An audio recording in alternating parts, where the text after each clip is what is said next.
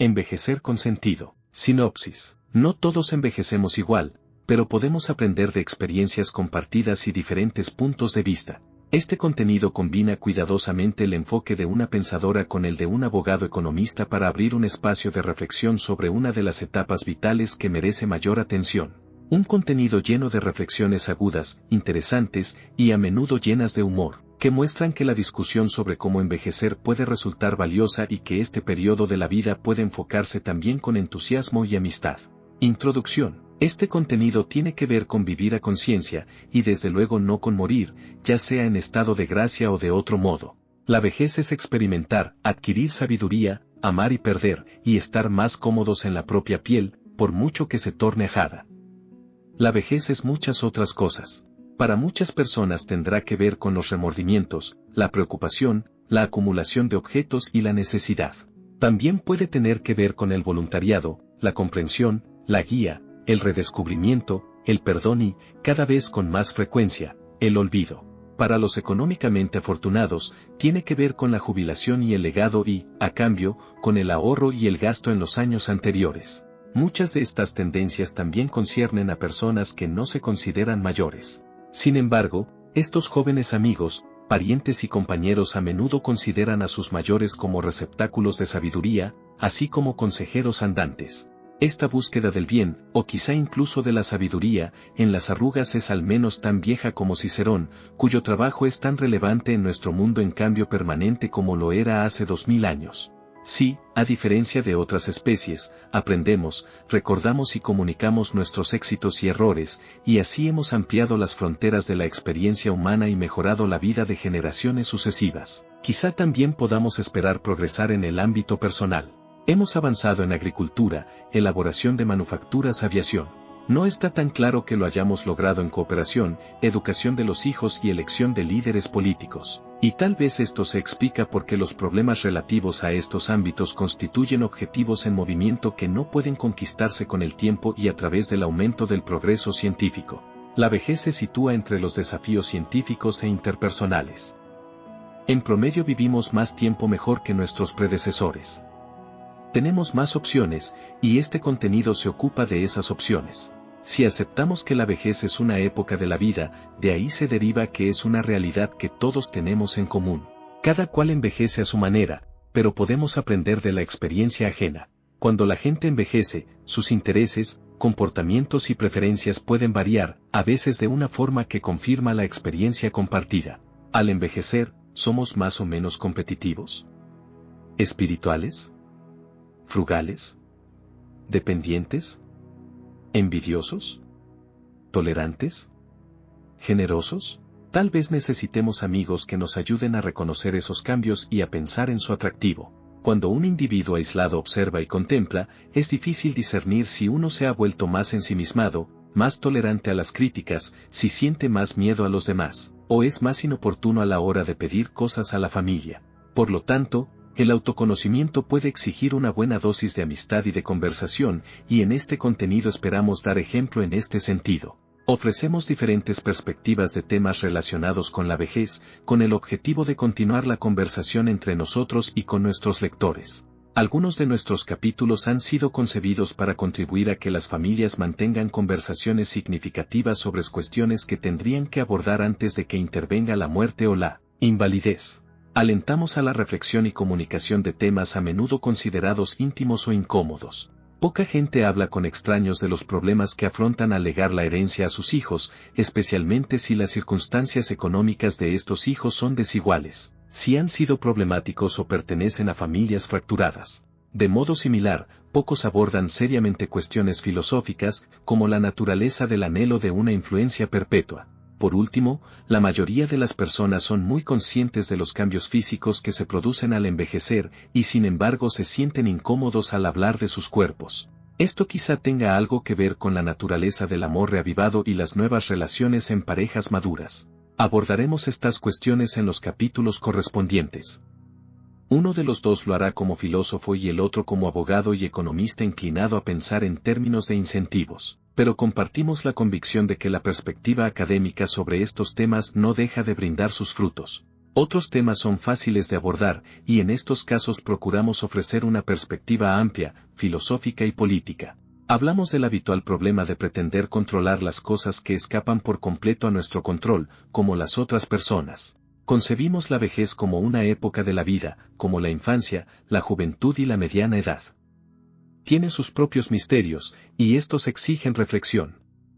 Tiene placeres y alegrías únicas, y también dolores. Sin embargo, quizá porque la gente es reacia a considerar la vejez como una oportunidad, pocos trabajos reflexivos abordan los misterios propios de esta etapa de la vida. Nuestro objetivo es investigar algunas de las cuestiones complejas y fascinantes que surgen en esta etapa vital. Estas cuestiones tienen más que ver con la vida que con la muerte. La forma de nuestro contenido se inspira en Del envejecimiento, de Cicerón.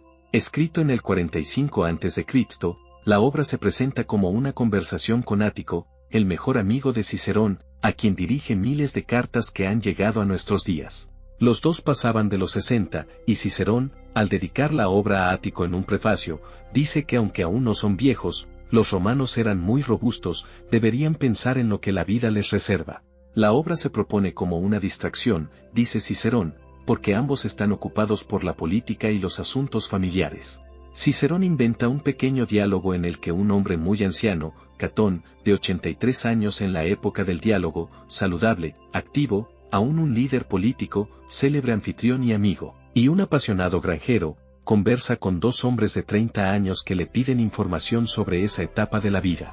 Como han oído todo tipo de declaraciones negativas sobre la vejez, quieren saber cómo replicaría él algunas de las acusaciones habitualmente formuladas contra esa fase vital, que le falta creatividad, que el cuerpo es inútil, que no hay placer, que la muerte es una presencia constante y aterradora. Aunque jóvenes, afirman, son conscientes de que se dirigen a donde Catón se encuentra, si tienen la suerte de llegar hasta allí, y le preguntan por su conocimiento de ese destino común. Catón acepta alegremente, porque uno de los mayores placeres de la vejez, asegura, es la conversación con personas más jóvenes. A través de su Catón, Cicerón tiene su mirada puesta en un público más amplio, una conversación sobre muchos temas con lectores de diferentes edades y, como así ha ocurrido, en diversas épocas y lugares. Nuestro contenido, como el de Cicerón, ha sido impulsado por una serie de conversaciones entre amigos que han superado los 60 años acerca de una parte del ciclo vital que están empezando a conocer. También hemos descubierto que hablar de la vejez es agradable y útil, que el tema se abre a la reflexión filosófica, jurídica y económica. Presentamos parejas de artículos sobre diferentes aspectos de esta etapa, demostrando cómo el análisis y la discusión pueden resultar instructivos y brindarnos conocimiento. Tenemos la suerte de disponer de una correspondencia doble, con planteamientos disciplinares y personalidades diversas. Cada capítulo consta de 2 artículos, o bien no replica al otro u ofrece un enfoque diferente sobre un aspecto específico. Como Cicerón, nuestra intención es involucrar a lectores de varias edades en una conversación plural. Nuestros artículos de apertura tienen su motivación en el acto primero de El Rey Lear, de Shakespeare, en el que el viejo rey adopta una serie de malas decisiones en cuanto al retiro, la herencia y las relaciones con la familia. Es una obra que ninguna discusión sobre la vejez puede eludir fácilmente. Algunos montajes recientes tienden a subrayar el tema de la vejez, y en reacción a uno de esos montajes Marta argumenta que es un error considerar la obra como un comentario sobre la demencia o cualquier otro aspecto universal y negador de la individualidad de la vejez. Por el contrario, se trata de la vejez de un tipo muy particular de persona, acostumbrada a dominar y a disfrutar del control. La vejez desorienta fácilmente a estos individuos, a menos que la hayan planificado con antelación y se hayan sometido a un ejercicio de introspección. En el artículo que lo acompaña, Saúl aborda el tema del control y explora el modo en que la gente usa su vejez para dominar a los demás, para alentar o medir el amor y los cuidados, con la promesa de distribuir su propiedad. El capítulo 2 se centra en el aspecto más mundano de la jubilación. Estados Unidos roza la excepcionalidad al convertir la jubilación obligatoria y la discriminación por edad en algo ilegal. Saúl defiende el retorno a la libertad de contrato al elaborar argumentos contrarios al punto de vista estadounidense dominante. El debate nos lleva a través de la historia de los planes de pensiones y la historia de la caída, y ahora el aumento, de la edad media de jubilación. El artículo explica por qué es probable que las fuerzas políticas eviten cambios deseables, tal vez con la excepción de una carga impositiva extra a los trabajadores pudientes y de más edad.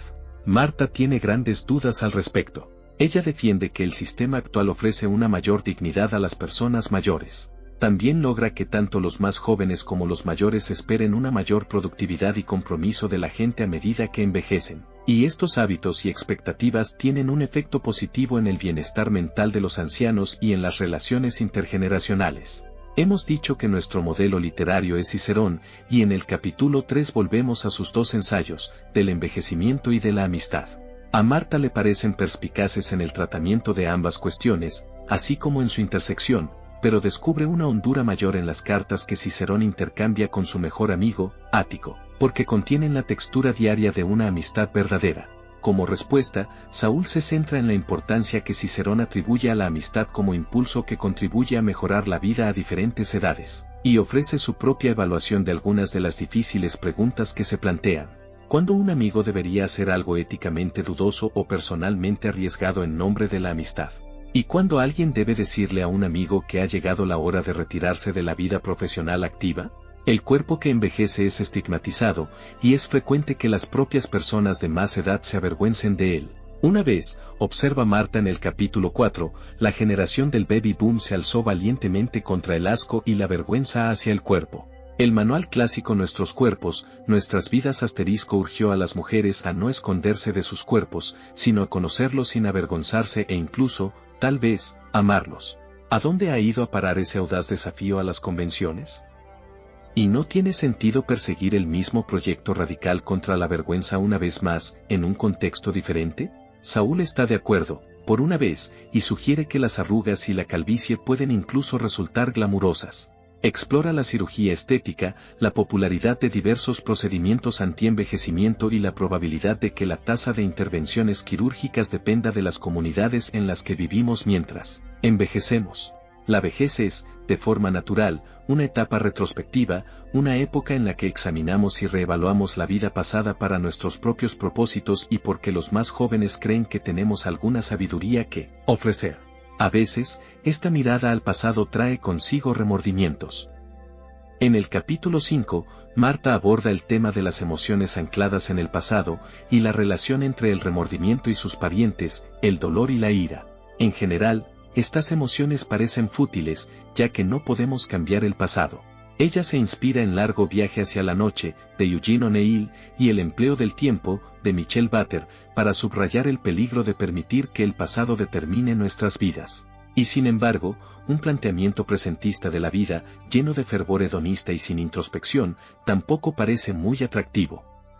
Marta observa un aroma presentista en muchas comunidades de jubilados. Saúl sale en defensa de estas comunidades, pero sugiere que experimentarán cambios en las próximas generaciones. En líneas generales, duda de que la mayor parte de las personas atrapadas por su pasado aprendan a tener visión de futuro.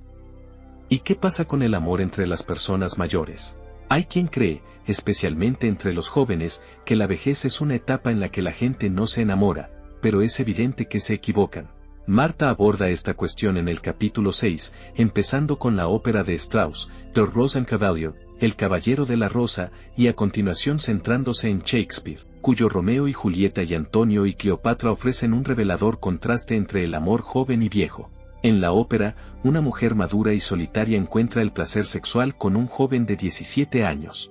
Esta pareja presenta la oportunidad de pensar en los malentendidos sobre la vida amorosa de las mujeres maduras. Para darle aún más sabor y bajar el debate de las alturas de la poesía clásica a la realidad cotidiana, Marta se centra en algunas películas recientes, entre ellas Un viaje de 10 metros, protagonizada por Helen Mirren, de 68 años. Y no es tan fácil, en la que Meryl Streep y Alec Baldwin redescubren su antigua atracción como amantes maduros, con Steve Martin en un papel romántico menos significativo aunque increíblemente bien resuelto.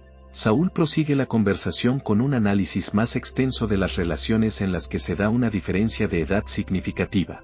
Saca conclusiones de las parejas de famosos que obedecen a esta descripción, y afirma que podemos considerar el fracaso en el amor como algo bueno aunque celebremos las parejas duraderas. El capítulo concluye con algunas especulaciones sobre el futuro de parejas como la que encontramos en la ópera de Strauss, donde la mujer es significativamente mayor que el hombre. Buena parte de este contenido versa sobre personas con los recursos suficientes como para pensar en jubilarse a la edad correcta, legando su riqueza a los hijos en diversas circunstancias económicas y en mejorar su apariencia física con inyecciones y cirugía, pero hay muchas personas mayores que luchan por sobrevivir. El capítulo 7 aborda de frente la realidad de la grave desigualdad económica. Saúl evalúa la dimensión del problema en relación con los ancianos pobres. Le preocupa la gente que no ha ahorrado para la jubilación y plantea un plan serio para aumentar el ahorro obligatorio en la seguridad social. El planteamiento de Marta tiene menos que ver con lo políticamente factible y más con la filosofía política. Se inspira en su propio enfoque de capacidades para bosquejar lo que una sociedad justa debería ofrecer a los ancianos. En el proceso plantea una comparación entre el modelo finlandés y el estadounidense y sus deficiencias en relación con los ancianos. Por último, el capítulo 8 se centra en el legado que dejaremos en este mundo. Saúl explora dos paradojas. La primera tiene que ver con la cuestión de si hemos de donar dinero en cuanto podamos o si conviene aplazar la filantropía hasta saber más de los potenciales beneficiarios. Este artículo explica aspectos de la moderna teoría de la elección y también se inspira en su propia experiencia como recaudador de fondos. La segunda paradoja vuelve a la cuestión de si conviene repartir equitativamente entre los seres queridos o si hay que tener en cuenta sus circunstancias económicas. El capítulo ofrece una estrategia novedosa para quienes están dispuestos a romper con la convención de la distribución imparcial, pero temen iniciar disputas familiares. Marta concluye con algunas ideas sobre el altruismo y las formas de perpetuar el propio nombre. Formula y responde la gran pregunta de cómo pensar en nuestra contribución a la vida en un mundo en cambio permanente. Estos 8 artículos han sido concebidos para provocar y no para cerrar el debate acerca de cómo envejecer a conciencia. Esperamos que nuestros lectores disfruten, como nosotros, de las diferentes perspectivas que se abren al envejecer. Temas como la herencia del rey Lear, la jubilación obligatoria, la cirugía plástica, la filantropía y el amor en una pareja con una gran diferencia de edad adquieren un aspecto muy diferente cuando ha pasado medio siglo o más desde la primera vez que se tomó contacto con estos temas. Hemos intentado aportar un aire fresco a estas y otras cuestiones y demostrar que pensar y hablar de ellas no solo es práctico, sino uno de los mayores placeres de hacerse mayor. Capítulo 1. Aprendiendo del rey Lear. ¿Cuál es la naturaleza de la vulnerabilidad del rey Lear y por qué se hace tan infeliz? ¿Qué deberíamos aprender del error de Lear al elegir entre sus hijas? ¿Debería haber escogido mejor o haberlas tratado imparcialmente? ¿Cuándo es una buena idea retener la herencia que se espera? ¿Cómo aprender a ceder el control, vejez y control en el rey Lear y el peligro de la generalización? Marta. Los montajes contemporáneos del rey Lear muestran una preocupación obsesiva por el tema de la vejez. Así como el periodo de posguerra vivió el énfasis por el vacío, la pérdida de sentido y la devastación total en el memorable montaje de Peter Brook, protagonizado por Paul Scofield, pero también en muchos otros después de aquel, en nuestro tiempo es el tema de la edad el que ha llegado a ser conocido, y tal vez incluso explique en parte el reciente auge de su popularidad. Los montajes siguen las inquietudes del público al que están destinados. Hoy, buena parte del público que asiste a una obra de Shakespeare muestra una preocupación personal por la vejez, cuidan a un familiar anciano o ambas cosas. También tendríamos que mencionar la legión de longevos actores que han querido interpretar el papel y no se han visto disuadidos por su extrema exigencia física. Laurence Olivier, 76 años cuando interpretó el papel, Ian McKellen, 68, Stacy Keach, 68, Christopher Plummer, 72, Sam Waterston, 71, John Lithgow, 69, Frank Langella, 76, Derek Jacobi, 72, y, recientemente, Glenda Jackson, 80. Estamos muy lejos del propio Lear de Shakespeare, Richard Burbage, que interpretó el papel a los 39 años, y aún más lejos de Gielgud, a los 29, Scofield, por cierto, solo tenía 40 años, pero no importaba, porque aquel montaje no subrayaba la vejez. Una obra maestra produce nuevos matices cuando en el montaje se introduce un nuevo énfasis, y el rey Lear no es una excepción. Por lo tanto, no critico a los directores por elegir centrarse en el tema de la vejez. Y la obra, en la que Lear exige que se le tribute amor y a continuación divide su reino entre las dos hijas, Goneril y Dagen, que le adulan y deshereda a la que de verdad le ama, Cordelia. Investiga los temas de la desposesión, la pérdida y la eventual demencia que Shakespeare vincula claramente con la avanzada edad de Lear. Sin embargo, hay algo inapropiado en cierta manera habitual en la que se presenta este énfasis. Algunas decisiones de dirección nos alejan de la reflexión sobre la vejez que plantea en realidad. Empecemos con un ejemplo representativo. Un muy aclamado montaje de El Rey Lear realizado en Chicago en 2014 empieza así. El actor Larry Yando, que interpreta al rey en un escenario vagamente moderno, como un viejo magnate en su elegante suite, vestido con una lujosa bata, pone algunas canciones de Frank Sinatra en su rutilante estéreo. Con la petulancia del niño que se desprende de juguetes aburridos, rechaza That's Life, My Way y Beechcraft, destruyendo en cada ocasión un mando a distancia de plástico, presa de la frustración, y recibiendo otro de los atentos criados que lo atienden. La destrucción reiterada y gratuita no parece apropiada. Los magnates, a diferencia de los monarcas hereditarios, han llegado a ser lo que son porque no han derrochado, y el personaje podría cambiar fácilmente de canción sin necesidad de romper el mando. Por último llega a I Got the World on a String. Satisfecho, baila encantado, solo consigo mismo, pero con una gran agilidad. Como apunta Chris Jones, crítico del Chicago Tribune, se trata de una opción facilona, porque quienes piensan que tienen el mundo en sus manos, como Lear, rara vez se exponen a sí mismos con una preferencia lírica tan obvia.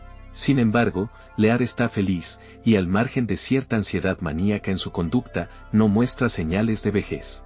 Aparte de la torpe elección de canciones, es la fascinante actuación de un hombre cauteloso e indiferente, que envejece, pero que aún conserva su forma física, arropado por su propio poder, acostumbrado a imponerse a todo y ante todos. Sin embargo, tan solo unos momentos después, a Lear le cuesta recordar los nombres de sus yernos, y mientras busca las palabras que no llegan, hay una mirada de terror en su rostro, cuando se revela la devastación de la demencia incipiente. Es un momento asombroso. ¿Pero estamos ante una interpretación convincente del papel? La directora Barbara Gans nos informa en el programa de que Lear tiene que ver con nosotros, que o bien nos hacemos mayores o tenemos a algún familiar anciano, o ambos. En el acto cuarto, escena 7, Lear se describe a sí mismo como una persona de 80 y tantos, determinando así la edad de forma bastante precisa. Yando, sin embargo, contó al Chicago Sun-Times que interpretaba a Lear, como si tuviera mi edad, no 80 años. En la actualidad Yando tiene 58. Así pues, lo que aparentemente estamos viendo es una demencia extremadamente precoz. Esto casa mal con la forma en que Yando se mueve en actos posteriores, con los andares de un hombre muy anciano, pero no importa, ahora me refiero al primer acto.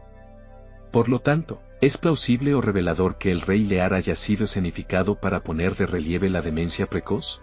Lo que hacen Gans y Yando al introducir la decadencia y fragilidad mental desde el mismo inicio de la obra se ha convertido casi en un cliché. De hecho, el recurso de olvidar nombres ya fue utilizado por Plummer, aunque no sé si lo inventó él. R.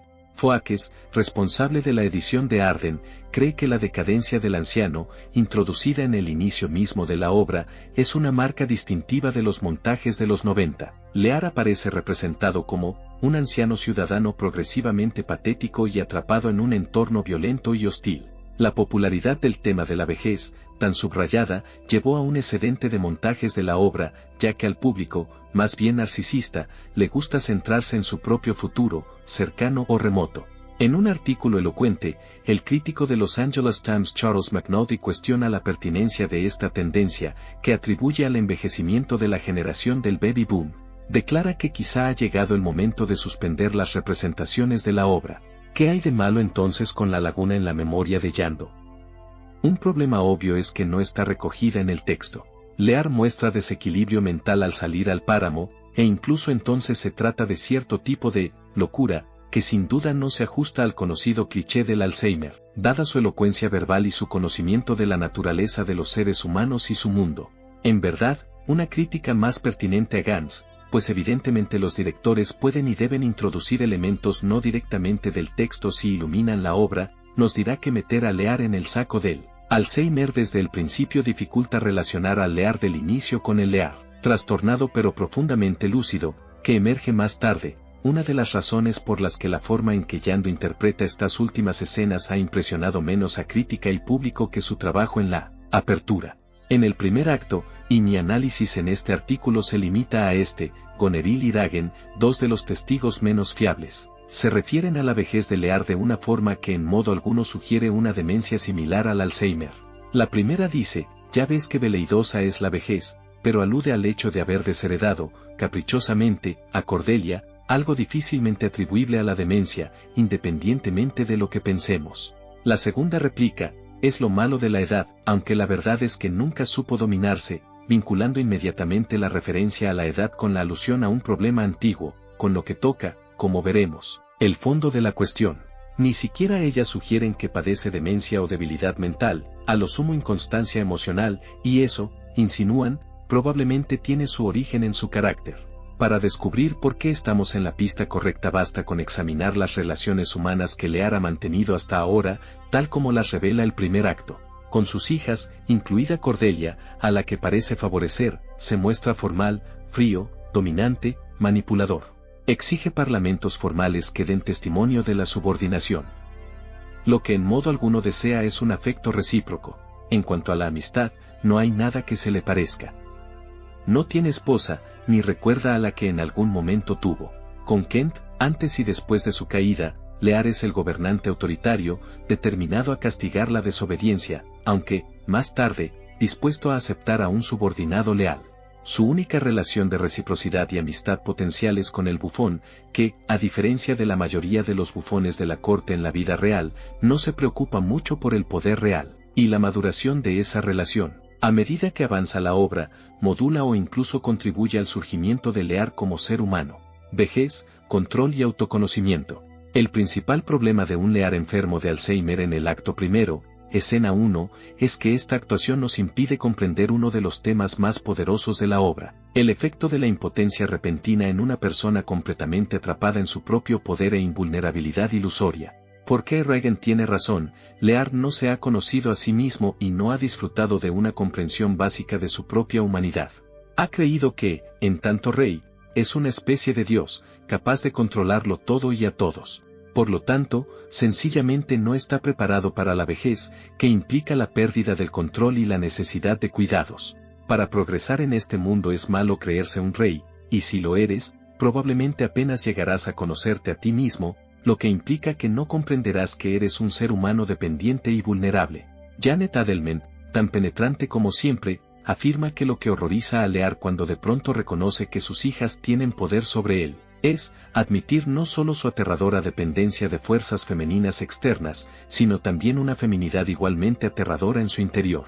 Con feminidad quiere decir pasividad, falta de control y, sobre todo, necesidad de los demás. Como dice sucintamente el bufón, Lear ha convertido a sus hijas en sus madres, y sin embargo no está preparado para ser, o admitir que es, un niño desvalido.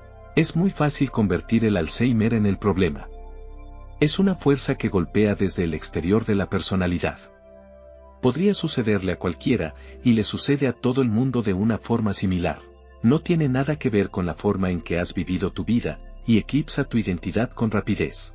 El problema de Lear consiste en que, aunque sigue siendo el mismo, un hombre capcioso y a veces violento acostumbrado únicamente a las relaciones de control, de pronto descubre que la situación ha cambiado y que no está preparado para la indefensión. Sin embargo, el control define su identidad, y esa es la razón por la que el hecho de que quienes lo rodean dejen de reverenciarlo y servirlo golpea el corazón de la persona que cree ser. ¿Alguien aquí sabe quién soy?, pregunta, tras la dura objeción de Goneril a su séquito. Sabe que conocerlo implica reconocer su poder absoluto y su derecho a hacer cuanto le plazca. Pero ya no usa el regio nosotros, admitiendo tácitamente que ha perdido autoridad. Este no es Lear, continúa.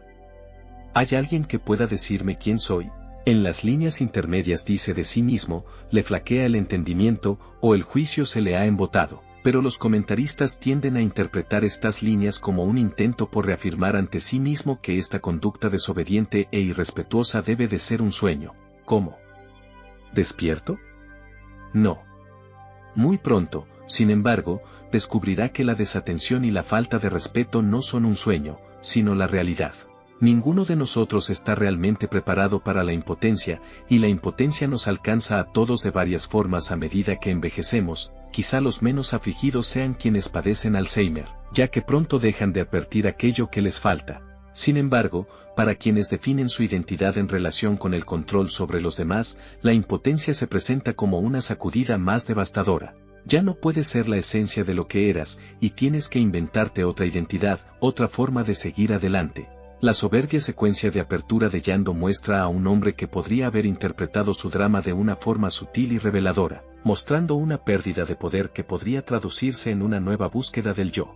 La segunda mitad de la obra muestra el inicio de esta búsqueda, pero solo después de que Lear se vuelva parcialmente loco por el colapso de su vieja identidad. De hecho, Yando exhibió una búsqueda tan torturada cuando interpretó a Raccoon, un personaje similar, en el montaje de Angels in America realizado en Chicago en 2012, por el que ganó, merecidamente, un gran premio a la interpretación. En el Raccoon de Yando, una actuación más exitosa, y sin un sermón con el que alimentar al público, observamos cómo la gradual decadencia física y la muerte inminente influyen en un hombre acostumbrado al poder absoluto, poder para seducir o destruir a otros, poder para crear y ocultar la verdad, un puro placer físico por su propio poder destructor, y los resultados fueron muy satisfactorios, pues vimos el terror, la perversidad y por último incluso un destello de compasión revolviéndose en la mente de un hombre atroz y carente de autoconocimiento. Me gustaría que Gans hubiera permitido a Yando interpretar a Lear como hizo con Raccoon. Entonces habríamos aprendido algo sobre la vejez y no habríamos recibido una imagen sentimental y generalizada sobre esta etapa de la vida como algo anodino y lastimoso, en lugar de como el espejo y el reto moral que en realidad es. Uso y abuso de la generalización filosófica. Este es un buen momento para afrontar uno de los problemas de mi profesión, la filosofía. A los filósofos les encantan, a veces demasiado, las generalizaciones universales. Es evidente que si no generalizáramos no podríamos aprender o enseñar a los demás. Si el pasado sirve de guía para el futuro, o la experiencia de una persona le sirve a otra, es porque algunos tipos de generalización resultan útiles. Nietzsche señaló que una especie que no generalizara se extinguiría pronto, no huiría del nuevo depredador porque no lo concebiría como idéntico al anterior. Por otra parte, toda ciencia mantiene un profundo compromiso con la generalización, también para elaborar pruebas sucesivas a fin de determinar cuál de los muchos factores implicados en un caso real explica verdaderamente el resultado. El placer que obtenemos de las grandes obras de la literatura como El Rey Lear también depende de la generalización. Si pensáramos que la historia de Lear es un acontecimiento que realmente tuvo lugar, no resonaría en nuestro interior con la fuerza con que lo hace. Como afirma Aristóteles, la poesía es más filosófica que la historia, porque la historia nos dice que tal o cual acontecimiento ocurrió en realidad, mientras que la poesía dramática nos muestra lo que podría suceder en la vida humana. Nuestro interés en Lear es un interés por estudiar la forma general de las posibilidades humanas, por lo que queremos descubrir patrones que podrían repetirse en las vidas que nos importan. Sin embargo, sabemos que algunas formas de generalización oscurecen la realidad e impiden el progreso. Estereotipar a las mujeres, a las minorías raciales, a los musulmanes, a los judíos y a otros grupos sociales desfavorecidos ha sido la forma habitual de mantenerlos subordinados. En 1873, una ley de Illinois que prohibía a las mujeres ejercer como abogados, cosa que ya hacían en Iowa, fue desafiada por Mara Bradwell, que ya había completado su formación y sus prácticas, y ejercía como abogada, pero a la que le fue negada la admisión en los tribunales de Illinois. La Corte Suprema, en defensa de la ley que excluía a las mujeres de la profesión, alegó ciertos estereotipos, respaldados por la piedad religiosa, la timidez y delicadeza naturales y apropiadas que pertenecen al sexo femenino las hace evidentemente inadecuadas para muchas de las ocupaciones de la vida civil. El destino y la misión fundamental de las mujeres es cumplir con los nobles y benignos oficios de esposa y madre. Esta es la ley del Creador. El juez Bradley llegó a reconocer que muchas mujeres no estaban casadas y por lo tanto podrían considerarse como excepciones a esta regla general. Mara Bradwell estaba casada, pero llegó a la conclusión de que la ley debía adaptarse a la constitución general de las cosas y que no podía basarse en casos excepcionales. Este tipo de situaciones suceden constantemente, especialmente a los grupos más desfavorecidos. Se presenta una generalización descriptiva, sin pruebas, e incluso en presencia de flagrantes pruebas en contra, y se utiliza como pretexto para reforzar la conformidad. Las personas mayores, víctimas desde siempre de estereotipos degradantes, como examinaré en otro capítulo, deberían ser especialmente cautas con las generalizaciones. Sobre todo cuando sabemos tan poco de lo que resulta excepcional y de lo que no, y cuando nuestro conocimiento muta a cada instante, parece prudente ser humildemente específico. ¿Qué tiene que hacer un filósofo? En primer lugar, deberíamos distinguir la generalización normativa de la generalización descriptiva. Al hablar de Lear he incurrido en una generalización normativa de un tipo conocido en la filosofía moral desde Platón y Aristóteles. Estos patrones de vida son virtuosos y estos otros, viles. Estas vidas son florecientes y esas otras, menos. La gente a la que le gusta controlar los demás, un rasgo problemático en sí mismo, probablemente encontrará sorpresas desagradables al envejecer. Y estas sorpresas, como la pérdida de amor y conexión, son humanamente importantes y nos aportan algunas razones, aunque por ahora relegables, para intentar no vivir así. Todo esto parece correcto siempre y cuando la arrogancia no ocupe el lugar del diálogo. Todos necesitamos ideales y objetivos. Y la generalización normativa es esencial cuando pensamos en las posibilidades y oportunidades realmente importantes para la gente. Una teoría de los derechos humanos o de las libertades constitucionales es muy general, una forma de generalización normativa, pero parece oportuna porque la gente no se ve forzada a la conformidad por los derechos, sino que, por el contrario, así es como se les brindan ciertas oportunidades protegidas. Este será mi razonamiento en el capítulo 7, cuando abordemos la desigualdad económica y la vejez. Argumentar que determinadas capacidades, oportunidades sustantivas, son tan importantes para todos los ciudadanos que deberían tener el estatus de garantías constitucionales. Sin embargo, deberíamos ser cautos cuando la teoría normativa se basa en una generalización descriptiva de naturaleza excesiva o dudosa, y es en esta área donde el estigma y la discriminación tienen muchas probabilidades de distorsionar el juicio. El juez Bradley llegó a la conclusión normativa de que era malo que las mujeres ejercieran como abogados porque estaba previamente convencido de determinadas afirmaciones descriptivas y muy generales, como que solo unas pocas mujeres pueden ejercer la abogacía. La mayoría de las mujeres quieren ser esposas y madres. Las esposas y madres no pueden ser abogados. Aprender a discutir como abogados masculiniza a las mujeres y les impide realizar las tareas domésticas. Cada una de estas afirmaciones es falsa, como sabemos ahora. Sin embargo, lo que resulta especialmente falso, desde nuestro punto de vista actual, es la propia forma singular trazada para las mujeres. Esta es la vida de una mujer, este es su relato. No importa que, Mara Bradwell, abogada casada, hagas algo diferente, nos da igual. No, nos limitamos a afirmar que ser esposa y madre, y solo eso, es la correcta descripción del rol de la mujer. En ese caso, la insistencia en la singularidad descriptiva apenas disimula ideas normativas ocultas más bien explícitas. Así es como nosotros, los hombres, queremos que sean las mujeres. Así es como pretendemos obligarlas a ser. Incluso bajo un aspecto benigno y no normativo, esta forma singular resulta una mentira absurda, una vez que las mujeres afirman su derecho a decidir su propio destino y a ser independientes. Hace poco acudí a un concierto de Frauen Liebe und Leben, Amor y Vida de Mujer, el evocador ciclo de canciones de Schumann. La historia de las mujeres es singular y sencilla. Ella se enamora, recibe una propuesta de matrimonio, la acepta, se casa, al principio el sexo la asusta y luego la hace feliz, tiene un bebé, y luego experimenta un profundo duelo ante la muerte de su marido, ya que un ciclo de canciones románticas tiene que acabar tristemente. Hoy la historia nos parece mentirosa, aunque conmovedora, pero en el concierto al que asistí también se dio la interesante circunstancia de que las canciones, de forma atípica, fueron interpretadas por un barítono. En el mundo de la IDE, las mujeres suelen gozar de privilegios transgénero, pero no así los hombres. Una soprano puede cantar Winterreise o canciones de un compañero de viaje, pero los hombres, simplemente, nunca cantan este ciclo femenino.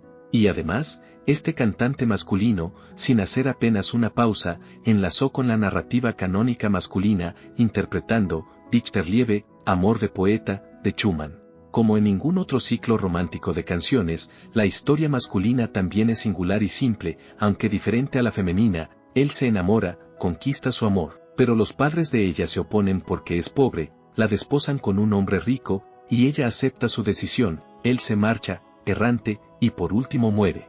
La audaz interpretación en dos géneros de Matthias Goerne nos hace preguntarnos lo siguiente: ¿a quién se aplica cada historia? ¿A nadie? ¿Acaso no son mentiras simétricas, aunque de gran belleza? Nadie en el público se dejó engañar por los estereotipos descriptivos, se nos invitó a contemplarlos como dos relatos de su propio tiempo, pero indudablemente no aplicables a nadie, ni antes ni ahora.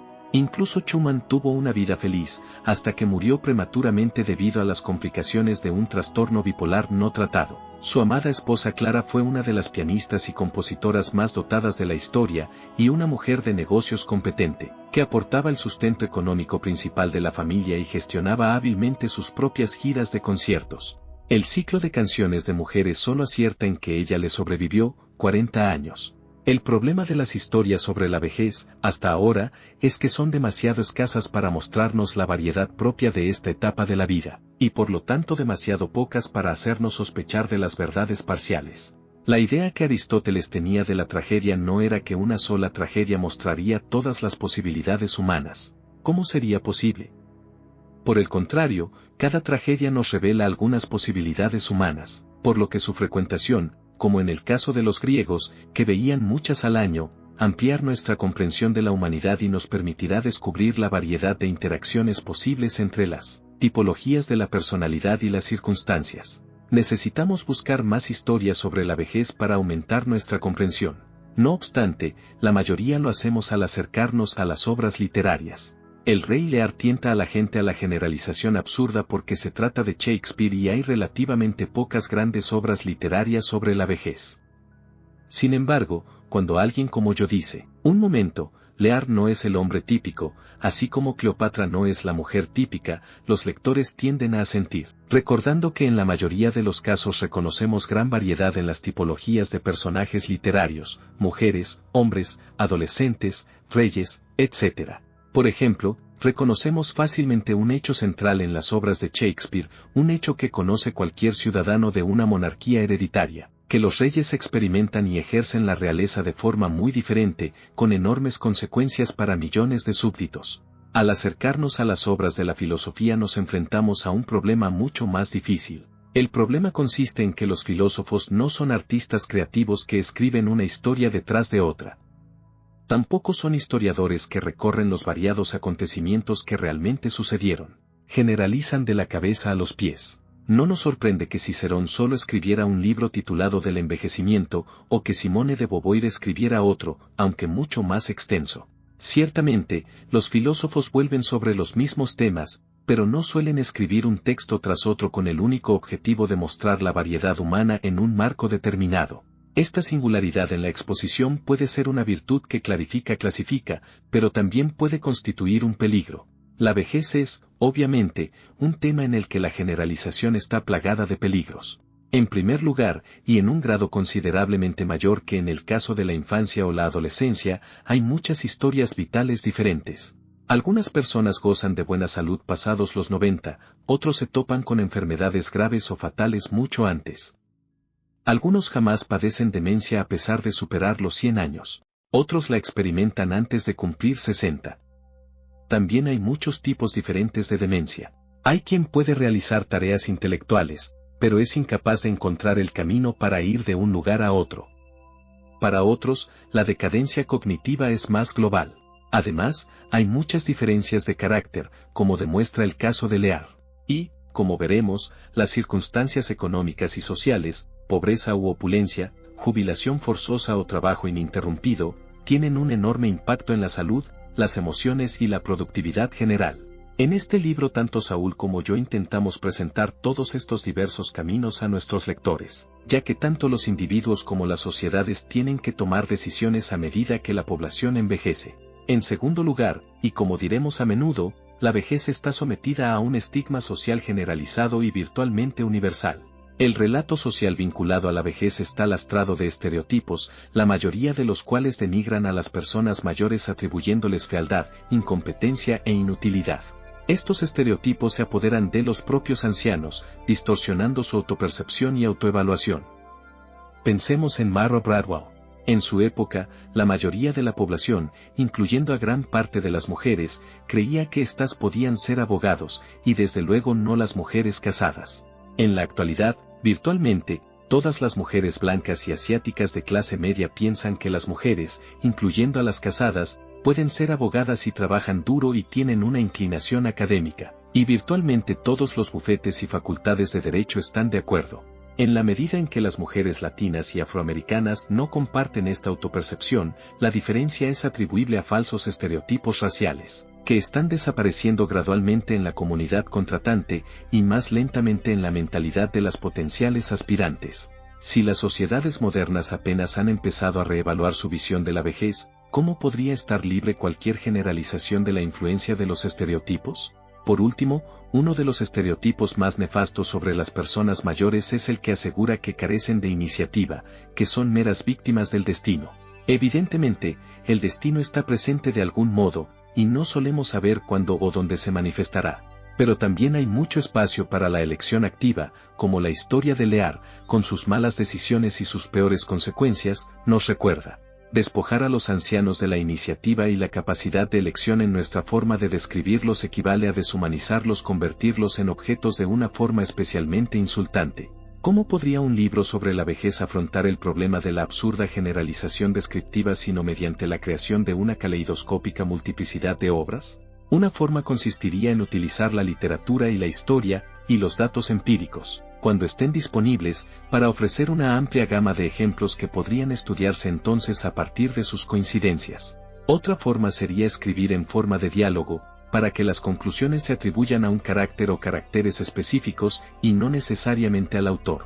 La tentación de la generalización prematura, sin embargo, habita las dos obras que he mencionado, los únicos dos tratados filosóficos significativos que abordan nuestro tema en la tradición occidental. Estudiaré el texto de Cicerón en el capítulo 3. Cicerón descubre el problema y lo afronta muy bien, hasta cierto punto. El envejecimiento está sembrado de animadas discusiones sobre una gran variedad de respuestas a la vejez, y recurre a la forma dialogada para comentar los límites a las generalidades que expresa. Catón recibe amables burlas por algunas de sus obsesiones, por ejemplo, por la saludable influencia de la jardinería. Sin embargo, sostendré que las cartas de Cicerón expresan mejor la verdadera sustancia y variedad de la vejez, complejidades que el tratado, demasiado pulcro, mantiene al margen. Sin embargo, como exposición central del peligro de la generalización filosófica, permítanme centrarme en la vieillesse de Beauvoir, erróneamente traducido al inglés como The Coming of Age, cuando tan solo significa la vejez. La vejez es un libro muy extenso, 585 páginas en la versión inglesa, en contraste con el texto conciso de Cicerón, de apenas 50 páginas. Como en el segundo sexo, a Beauvoir le gusta recopilar todo tipo de ejemplos de la literatura y de la historia, que no ordena especialmente y que pueden ofrecer una impresión caótica. Pero, como en ese célebre libro, también aporta una gran cantidad de datos útiles. La primera parte del libro es valiosa por la información empírica sobre las vidas de los ancianos y ancianas que viven en Francia, especialmente de aquellos que no disponen de muchos recursos, y examina las nefastas condiciones de las residencias. En la segunda parte del libro, Beauvoir se centra en la experiencia subjetiva del envejecimiento. Como señala la filósofa finlandesa Sara Inamaa, en un artículo interpretativo simpático y convincente, la autora sigue de cerca el método fenomenológico de Edmund Husserl, que dirige a la filósofa hacia la introspección, a la búsqueda de generalizaciones esenciales. La deuda, sin embargo, no es excusa. El método de Husserl tal vez ilumine muy bien algunos fenómenos, pero aún hay que demostrar su utilidad en el ámbito de la vejez, verdadero campo de mina sembrado de peligros. Anunciaré mi conclusión antes de tiempo. Es una de las obras filosóficas reputadas más absurdas que he encontrado en mi vida, y lo es por las tres razones que he mencionado: ignora la variedad, valida los estereotipos contingentes y despectivos, y despoja a los ancianos de su iniciativa. Esto es lo que Beauvoir tiene que decir respecto a quién soy yo. No especifica la edad de la que habla, pero el análisis de la primera parte parece empezar a los 65 años, la edad canónica de la jubilación obligatoria. La vejez no es gradual o progresiva, se manifiesta como una situación repentina. El contenido básico de esta sorpresa, metamorfosis o revelación consiste en que el modo en que los demás nos perciben, un modo que ha pasado a formar parte de nuestra identidad subjetiva, se altera repentinamente y para peor. En cierto nivel podemos sentirnos interiormente jóvenes, pero al percibir el repentino desprecio de la sociedad, experimentamos un profundo vuelco subjetivo, ya que la percepción que los demás tienen de nosotros también es parte de nuestra identidad subjetiva. Detengámonos aquí. ¿De dónde procede ese carácter repentino? Tal vez está pensando en la jubilación obligatoria, que ciertamente puede alterar el sentido social de una persona de forma abrupta, pero se trata de un fenómeno contingente que difícilmente nos franqueará el acceso a una esencia cualquiera. ¿Y por qué? Me gustaría saber, debería permitir que una filósofa francesa 7 años más joven de lo que yo soy ahora, 69, me explique el sentido de mi vida como filósofo en el siglo XXI? No reconozco mi propia experiencia en absoluto, ni tampoco la de mis amigos de edad similar. En parte hay muchas cosas que han cambiado al lograr avances en salud y nutrición, pero también ha habido una gran variedad. Beauvoir pronuncia una declaración solemne, obligándome a decir, querida, así es como debo sentirme, me dé cuenta o no. No, lo siento. Lamento que no sea feliz, pero ¿por qué no se limita a decir, he tenido estas experiencias desgraciadas? En cuanto a mí, me siento sana y con fuerzas, y probablemente nunca he sido más admirada que ahora, aunque he de decir que no me siento tan apegada a la reverencia de los demás como Beauvoir me dice que debo sentirme. El juez Bradley diría, pero Martha, Hillary y otras pocas son los casos excepcionales, y no podemos establecer la ley a partir de excepciones. Lo siento, rechazo de pleno esta afirmación. La mayoría de las personas de mi edad que conozco gozan de vigor y están implicadas en actividades absorbentes, tanto en mi campo como en otros. Evidentemente, a algunas las ha golpeado la enfermedad, pero eso puede suceder a cualquier edad, como Cicerón señala oportunamente. La especialización de Beauvoir no solo delata la irritante propensión francesa a decir a los demás cuál es la manera correcta de ser esto o aquello, una mujer, un ciudadano. Tiene un problema más profundo. Parece corresponder de forma meridiana a los estereotipos sociales despectivos, y en la actualidad, con un gran número de personas desafiando esos estereotipos, empezamos a verlos como lo que son. Los números son elocuentes y los hijos del baby boom simplemente se niegan a ser definidos por las ficciones de antaño. Por lo tanto, en mi lectura, su libro me ha parecido algo más que absurdo, lo considero un acto de colaboración con el estigma y la injusticia social. Es como si un judío escribiera un libro diciendo que la esencia de los judíos es que experimentan la vida como seres físicamente débiles, cobardes, incapaces de creatividad, únicamente predispuestos a la intriga, y de vuelo bajo. Pero un momento, ese libro lo escribió Otto Weininger. Sexo y carácter, 1903, de Weininger, una vez fue la Biblia de la inteligencia europea. Y sin duda el hecho de que él mismo fuera judío hizo que mucha gente lo creyera cuando hablaba de la esencia de los judíos. Sin embargo, es una grotesca pieza de propaganda. También podríamos imaginar un libro escrito por algún afroamericano en el que se afirmara que los afroamericanos se perciben a sí mismos como esencialmente violentos, listos para violar y asesinar.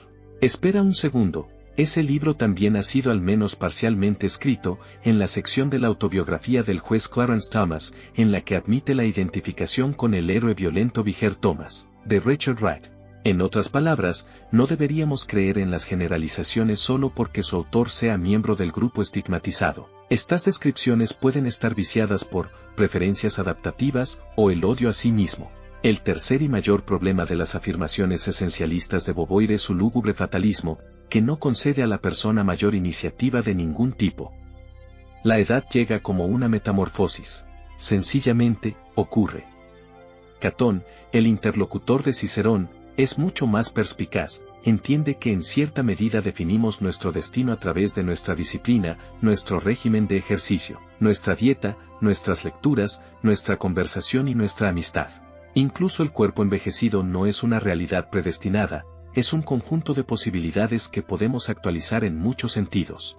A medida que la gente envejece, quizá tenga que salir durante más tiempo para mantener el mismo nivel de tonificación muscular. Pero esa idea, que ya está en Catón, es completamente diferente a la idea de Beauvoir de un destino uniforme hacia el que todos somos arrojados pasivamente. Obviamente, no podemos convertirnos en inmortales, pero sí hacer una gran cantidad de cosas para sentirnos más felices, más fuertes y más activos. La negación de la iniciativa puede expresar una visión peculiarmente europea sobre la vida, así como mi énfasis en el trabajo y el ejercicio es muy norteamericana. Pero esa observación también contradice este libro mendaz. Si se hubiera limitado a decir, como francesa de una época concreta, me han enseñado a creer esto y aquello, no la criticaría. Aunque percibo que ni siquiera en Francia las mujeres de mi edad parecen mantener esa actitud. En cuanto a mí, me letra vivir en un país en el que, cuando una va a rehabilitación por una leve lesión al correr, no te dicen, eres demasiado vieja para correr, sino, por el contrario, ¿no trabajas bastante la musculatura del vientre, y qué te parece fortalecer los tobillos? Aún así, de haber atribuido su experiencia a un trasfondo cultural injusto, no me quejaría. Cuando, sin embargo, pretende decirme quién soy y cómo experimento mi vida, tengo que arrancar una página del libro de esos musulmanes que protestaban contra los actos terroristas y replicar, no en mi nombre. Boboir contempla una estrecha senda para la iniciativa, pero solo para algunas personas. Solo hay una solución si no queremos que la vejez sea una parodia irrisoria de nuestra existencia anterior, y consiste en perseguir fines que atribuyan un sentido a nuestra vida, devoción a individuos, colectivos, causas o al trabajo social, político, intelectual o creativo. Esta definición permite la mayoría de la gente, de hecho a todos los que no padecen de demencia severa, una forma de ejercer cierta iniciativa. Y añade que una forma de tener un futuro consiste en contribuir al desarrollo de las generaciones venideras. Sin embargo, en la vejez hay indicios de que ella cree que esta ruta de escape solo es posible para seres excepcionales como artistas y pensadores. La mayoría de los ancianos viven vidas estériles y desoladas en el aislamiento, la repetición y la apatía. Su posición es aún más clara en la ceremonia del adiós. Sartre asume la posición de que la gente puede contribuir a las futuras generaciones a través de cualquier tipo de actividad cooperativa, política o social, niega que los artistas e intelectuales contribuyan de este modo, sus obras, afirma, tienen objetivos personales, no comunitarios. Beauvoir insiste en que un futuro transgeneracional solo es posible para individuos excepcionales como artistas e intelectuales. Diría que ambos son culpables de generalización irresponsable, Beauvoir por la importancia personal que concede al trabajo intelectual, Sartre por su apego a la acción política. A su manera bohemia y elitista, los dos son miopes. Ninguno piensa que contribuir a criar a los hijos y a los nietos es una manera significativa de contribuir al mundo. Ella descarta la idea con brusquedad, él ni siquiera la menciona. ¿Y qué hay de la amistad transgeneracional, con colegas más jóvenes, con estudiantes, con los hijos y nietos de otras personas? ¿Qué pasa con el cuidado del planeta y de los animales no humanos? ¿Qué pasa con el trabajo que personas discretas llevan a cabo de forma rutinaria por todo tipo de cosas valiosas en las que creen? Voluntariado, donaciones económicas en vida, gestión del legado después de la muerte. Hablaré del altruismo en el capítulo 8, pero parece extraordinario que no consideren estos casos. Quizá era demasiado capitalista mantener una conversación sobre dinero en el lecho de muerte. ¿Qué aprendemos de estos textos tristes que con total descaro, sin señal de ironía o incertidumbre, le dicen a los lectores que nuestra esencia es la tristeza? ¿Y qué, en el proceso insultan a tanta gente común? Creo que nosotros, los filósofos, aprendemos a pronunciar estas palabras antes de escribir, especialmente sobre la vejez. Recuerda, filósofo, que tu experiencia es tuya. Aprende. Siente curiosidad por gente de todo tipo. Pregúntales cómo viven la vida antes de sermonearlos respecto a cómo han de vivirla. Prepárate para percibir el sentido en vidas muy diferentes a la tuya. Respeta la diversidad. Y también, mantente alerta para que tus propias generalizaciones no queden distorsionadas por el estigma y el prejuicio societario, incluyendo el prejuicio de la subcultura académica contra los no intelectuales y quienes ganan dinero. La humildad ayuda. También el sentido del humor. Ten cuidado con los filósofos que carecen de estos rasgos, incluso, y especialmente, cuando te dicen que son lo bastante importantes para decirte cómo te debes sentir. ¿No se asemejan demasiado al rey Lear, dictando el amor de sus hijas? Distribuir, desheredar y pagar por la asistenciadez de el rey Lear. Saúl. La tragedia de el rey Lear empieza con la vejez y pronto tiene que ver con dividir, desheredar y luego lamentarse. Legar nuestros saberes a los demás es un acto que puede teñirse de emoción y recelo, y decidirse a entregar los propios bienes materiales a los miembros de la familia de forma desproporcionada puede ser más complicado. El progenitor u otro benefactor puede obsesionarse con la decisión y con cómo se interpreta. Los diversos beneficiarios, comprensivos o resentidos, deben vivir con sus repercusiones. Son cuestiones importantes para las personas mayores y especialmente para aquellos lo suficientemente afortunados como para estar en posición de distribuir o recibir riqueza. Lear no fue ni la primera ni la última persona real o ficticia en pensar que el amor, o incluso las expresiones de amor, deberían ser parte del cálculo del reparto. Dispone de riqueza y poder que repartir, y estos saberes no se dividen fácilmente. Además, Lear tiene una hija soltera y otras 2 casadas con hombres sedientos de poder. En los tiempos modernos, este aspecto del problema del reparto ha pasado de los niños en situaciones familiares dispares a los hijos en circunstancias económicas diversas, por no mencionar aquellos en familias mixtas. A veces, las diferencias se alimentan unas a otras porque un número desigual de nietos producen circunstancias económicas diversas. Un abuelo puede querer sufragar la matrícula universitaria, pero los hijos mayores podrán pensar que es injusto que un hermano que ha elegido tener muchos hijos disfrute del grueso de su herencia potencial.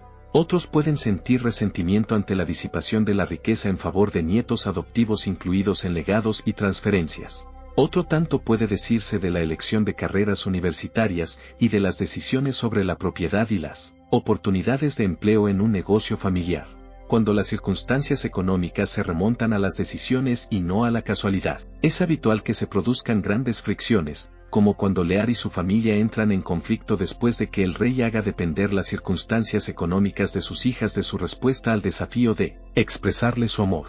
A diferencia de Lear, la mayoría de nosotros abordamos las decisiones relativas al reparto familiar con una actitud igualitaria. La moderna creencia post-Lear, según la cual deberíamos profesar un amor ecuánime a nuestros hijos y no mostrar favoritismo en el reparto de bienes materiales, suele entrar en conflicto con la poderosa intuición sobre los resultados igualitarios y las necesidades individuales. Entre las personas pudientes esta tensión puede exacerbarse ante la perspectiva o la alternativa de la filantropía.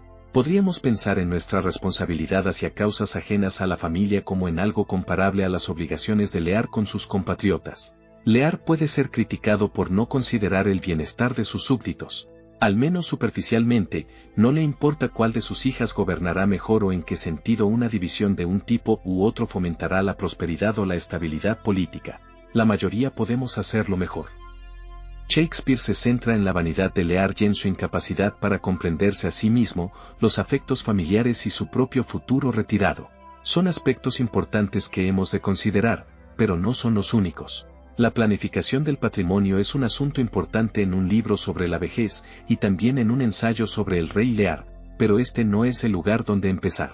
Un mejor punto de partida es el ensayo de Martha Nussbaum sobre la vulnerabilidad de Lear. Me pregunto qué habría aconsejado Martha a Lear. ¿Cómo saber que estamos preparados para la jubilación y para la realidad de necesitar a los demás? Y si aún no estamos preparados para nuestra propia fragilidad, ¿qué podemos hacer al respecto? Es frecuente que se invite a los jubilados a emprender nuevos desafíos, y existen evidencias de que la felicidad se hace presente a quienes continúan aprendiendo y probando cosas nuevas. Los triunfos de la experiencia son indudablemente superiores y más divertidos que los lamentos por la juventud perdida. De modo similar, sabemos que un individuo anciano, así como el sistema de salud, se encuentra mucho mejor si la asistencia no infantiliza a la persona y le permite que el control y la toma de decisiones permanezca en manos del individuo siempre que sea posible. El propio Lear se queda más bien inactivo, mientras pasa de una hija a otra en busca de respeto. Ser mortal, como lo somos todos, exige conversaciones sobre expectativas y responsabilidades, y la tragedia de Lear nos recuerda que hemos de pensar en el futuro. En muchos sentidos, el rey Lear es un ejemplo admonitorio. En lo que respecta al reparto, parece obvio que no deberíamos dividir los saberes en proporción a la demostración de amor. Todos los asistentes comprenden inmediatamente que el desafío, o prueba de amor, que Lear administra es un error. Tal vez se supone que hemos de entender que la locura de Lear no es tan diferente de otras vanidades que pueden influir en nuestras decisiones. Sabemos, por ejemplo, que queremos que las organizaciones benéficas nos agradezcan nuestros donativos, pero sería absurdo ser más generoso con aquellas que más nos doran la píldora. La vanidad de Lear es molesta, aunque pudiera adivinar la intención en la respuesta de sus hijas, sin duda es imprudente establecer el reparto en función de sus verdaderos afectos. En lugar del inicio original, imaginemos una escena introductoria en la que Lear oye a sus hijas hablar de sus sentimientos y está seguro de que la escena no ha tenido lugar para su beneficio. Se sentiría lógicamente herido si una de sus hijas, Cordelia, expresara indiferencia o incertidumbre sobre el futuro de su padre. En el acto primero, escena 1, las perversas hermanas de Cordelia, Goneril y Dagen, halagan a su padre, pero Cordelia se resiste a la petición de que profese su amor y dice que ama a su padre, el rey, según mi obligación, ni más ni menos. Procede a tratar el amor como finito y señala que, cuando me case, el hombre que reciba mi promesa tendrá la mitad de mi cariño, la mitad de mi obediencia y mis desvelos. Imaginemos en cambio que, en armonía con su carácter, hubiera dicho, desconozco cuán buen padre has sido, porque nunca tuve otro. No puedo llevar el corazón a la boca. Lo quiero según mi obligación o incluso eso puede ser un arte untuoso y superficial. Cuando me case, la mitad de mi amor será para mi nuevo señor, que podrá oponerse a las viejas promesas de deber y cuidado. Cordelia no pronuncia la mayor parte de estas líneas, son una versión modificada y retorcida de las palabras que Shakespeare pone en su boca. De haber expresado estos pensamientos fríos y racionalistas, la ira de Lear habría estallado y habría decidido desheredarla y entregar sus posesiones y su reino a las otras. Habría preferido las promesas de futuro afecto y apoyo, aunque se tratara de meras promesas, a las dudas razonadas de Cordelia. Si Shakespeare hubiera apartado a Lear, arrojándolo al páramo, con este inicio alternativo, el rey habría parecido algo menos ridículo, pues habría actuado incitado por una más preclara muestra de afecto, y no por lo que Cordelia llama un mero, arte untuoso y superficial. Y sin embargo, el hecho de desheredar a su hija no habría sido menos vano. Habría resultado más obvio que el deber de Lear era dejar su reino en buenas manos, de modo que el hambre y la guerra no consumieran a sus habitantes. Y si antes de renunciar al trono hubiera solicitado o descubierto los planes que sus hijas tenían para el después de la abdicación, tal vez una habría prometido un gran séquito de caballeros y un gobierno compartido, mientras otra habría imaginado honestamente un hondo compañerismo, aun cuando Cordelia se mostrara indiferente y evasiva. En nuestra jubilación se nos ahorra parte de esta incertidumbre porque tenemos instituciones estables y abogados a los que pedir consejo. Podemos reservar una plaza en una comunidad de jubilados o gestionar nuestro patrimonio sin la intervención de personas en las que no confiamos plenamente. Pero hay un límite a esta autonomía, y nos guste o no, todos nos parecemos a Lear al buscar señales sobre cómo seremos tratados en nuestra edad dorada, cuando probablemente requiramos atenciones. Es una pena que Shakespeare nos anime a preocuparnos por Lear y no por Cordelia.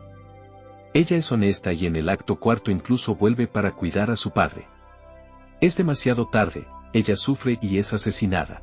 Lear provoca su propia infelicidad y se deteriora junto a sus súbditos, cuyo bienestar, lo subrayo otra vez, no parece figurar en la planificación de su sucesión y retiro. Si Lear hubiera dividido su reino en partes iguales y hubiera dicho que deseaba retirarse y ceder el control, consciente de que observar a sus hijas gobernar sería para él un tormento y no un placer, entonces quizá lo sentiríamos por él mientras ellas luchan y desestabilizan el territorio. Quizá la lección trágica de Lear consiste sencillamente en que si nos retiramos estaremos forzados a observar los actos de quienes nos suceden. Algunas personas preferirían no saber. Alternativamente, Lear podría haber determinado mantener el reino intacto e identificar a un único heredero. Probablemente Shakespeare introdujo hijas en lugar de hijos porque, con varones en la obra, el público habría esperado a un único heredero masculino, probablemente el mayor, para su sucesión al trono. Lear podría haber calculado la implicación de potencias extranjeras y la formación de alianzas, pero el público pensaría en una Inglaterra unida y no dividida. Así, la obra ignora o desvía las reglas de sucesión.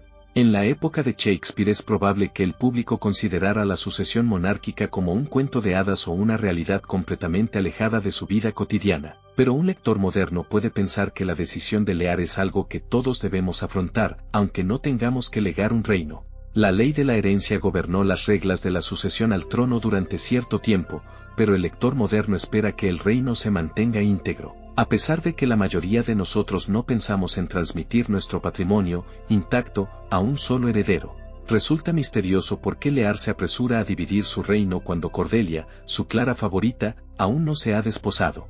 Tal vez creyó que esta prueba de afecto destacaría a Cordelia y facilitaría entregarle a ella la parte más grande.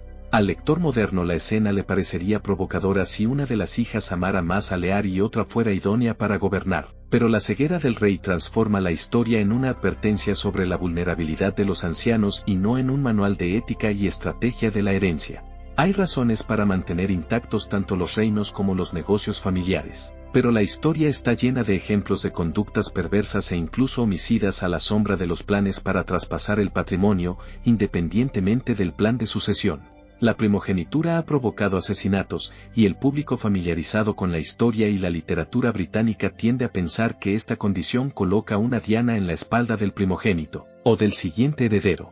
Pero es difícil eludir este problema, incluso un esquema de reparto ecuánime puede inducir a los beneficiarios a eliminar a sus competidores. Toda fórmula crea algunos peligrosos incentivos.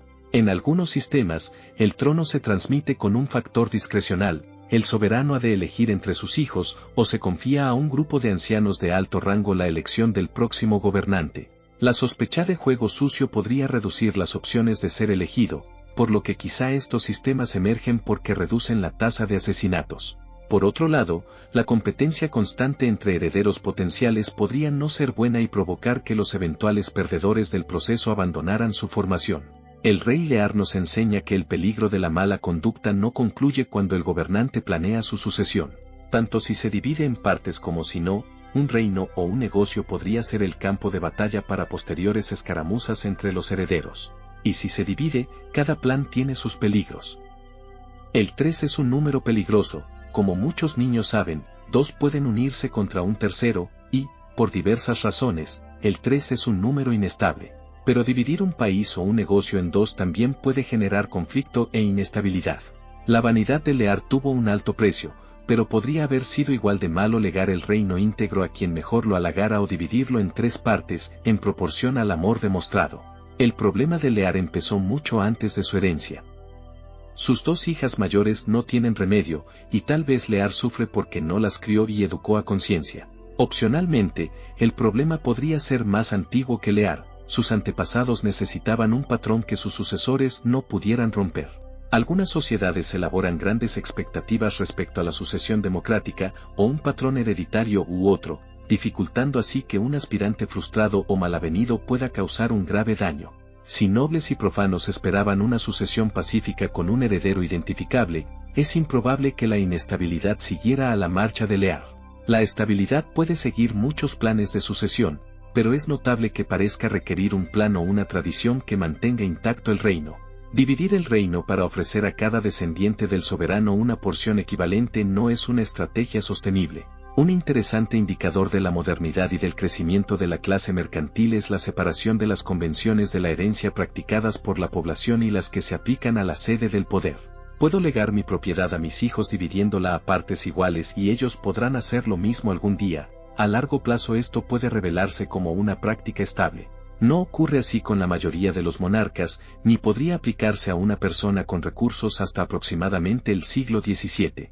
La sucesión real puede haber sido un modelo para algunas familias acaudaladas en los años que median entre la época de Shakespeare y el presente, pero hace mucho que la transferencia de poder en Washington, en el Palacio de Buckingham o en Riad no tiene nada que ver con la transmisión de riqueza en el seno de nuestras familias. Sin embargo, aún podemos acercarnos a el rey Lear en busca de lecciones sobre el amor y la herencia.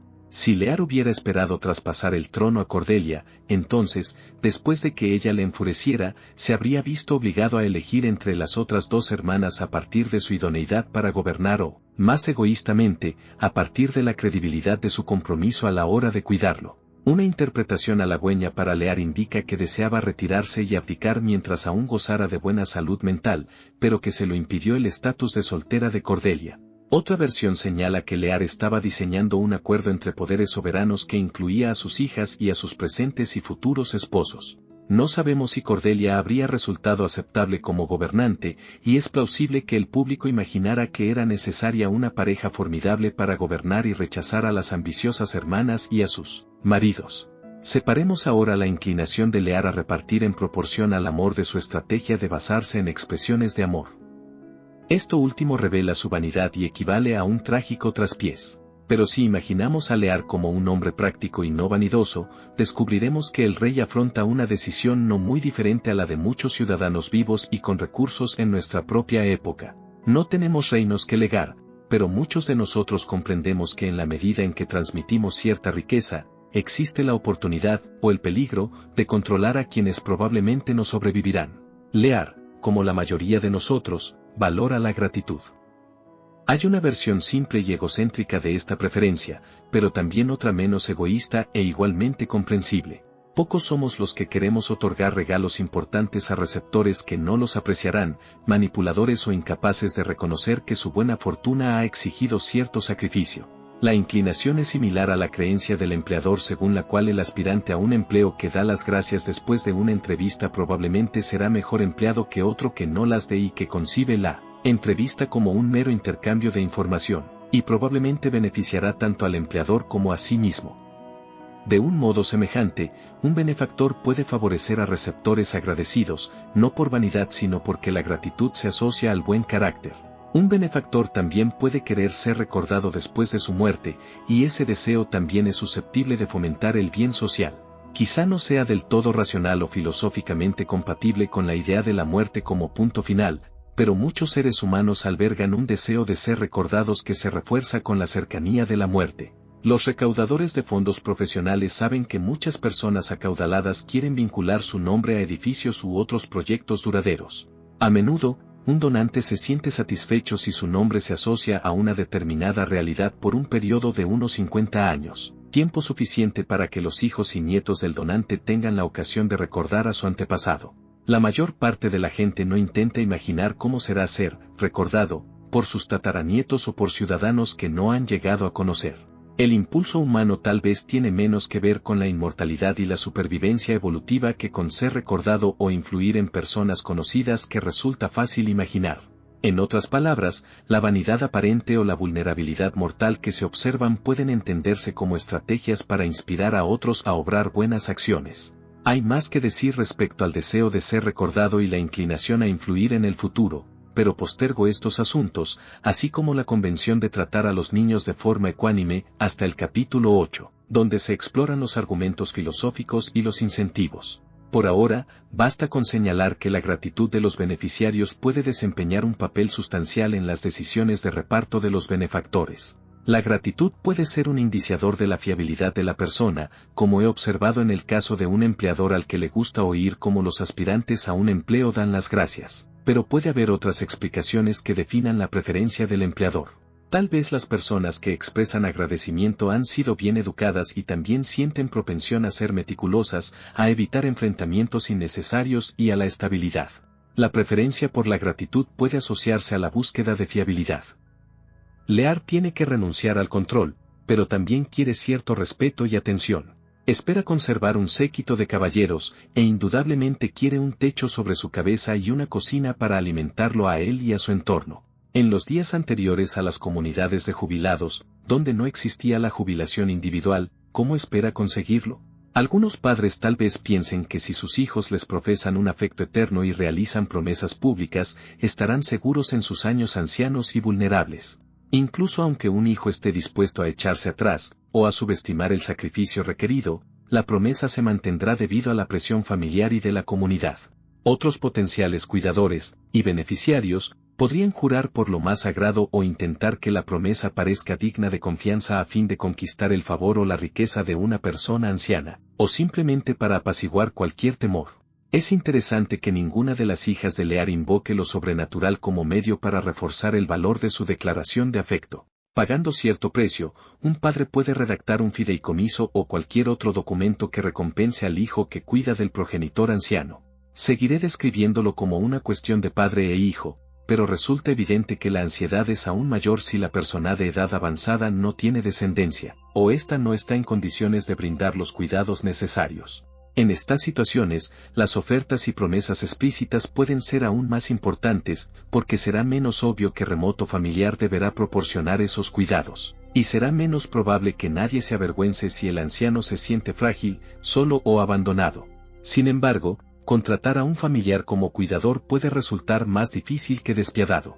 Entre otras razones, es probable que en última instancia alguien tenga que establecer un juicio subjetivo sobre los cuidados ofrecidos. Si un padre se muda a casa de uno de sus hijos, podrá hacerse cargo de parte del alquiler sin ofender a los otros hijos, habituados a la norma igualitaria, y que podrían empezar a pensar que el hermano anfitrión influye perniciosamente en el progenitor. Existen instituciones legales y físicas que Lear no pudo imaginar, pero a las que nosotros podemos recurrir. Una cosa buena de estos mecanismos es que no insultan a la generación más joven. Como mínimo, debería ser fácil pedir a un familiar o amigo digno de confianza, o a un administrador formal, que se haga cargo de un fondo y lo utilice para reembolsar a los miembros de la familia por los gastos que asumen en nombre del anciano. Una versión segura de este plan implica el uso de una anualidad, es decir, un instrumento financiero que paga de por vida al pensionista. A veces se describen las anualidades como el reverso de los seguros de vida, porque aseguran contra el riesgo de una vida larga. Puedo invertir en una anualidad y recibir los pagos anuales, pero dirigir esos pagos a un miembro de la familia o a otra persona una vez que sea incapaz de gestionar mis asuntos, o después de cierta edad. Puedo explicitar que los pagos anuales se utilicen para sufragar mis gastos. Los pagos continuarán mientras viva, y la anualidad aportará pagos anuales más cuantiosos, por la misma inversión inicial, cuanto menor sea mi esperanza de vida en el momento de firmar el contrato. Las anualidades pueden contratarse con mucho tiempo de antelación, con una fecha de inicio aplazada, de modo que asciendan a una cobertura relativamente económica contra los gastos asociados a una larga vida. Como cuestión práctica, es muy importante elegir a un proveedor de anualidades con tarifas muy bajas, que no estén ocultas o disimuladas en el contrato. Con poco esfuerzo, si se hace antes de que sobrevenga la decadencia en la perspicacia de juicio o en la evaluación financiera, pueden encontrarse proveedores baratos sin pagar tarifas a asesores financieros o brokers, bien remunerados, que actúan como intermediarios. Hay que hacer algo más si esperamos garantizar, y no meramente reembolsar, los cuidados que recibimos. Como lear, la atención que esperamos recibir de otros nos resulta más agradable si creemos que se suministra con amor, o al menos desde una concepción atractiva del deber. Algunos creen que estos cuidados están cerca. Cada generación ofrece cuidados constantes a sus hijos, y cuando estos beneficiarios crecen parece correcto que estos se encarguen de atender a quienes los trajeron al mundo y los cuidaron. Pero las familias pueden ser disfuncionales, hiperracionales o pendencieras.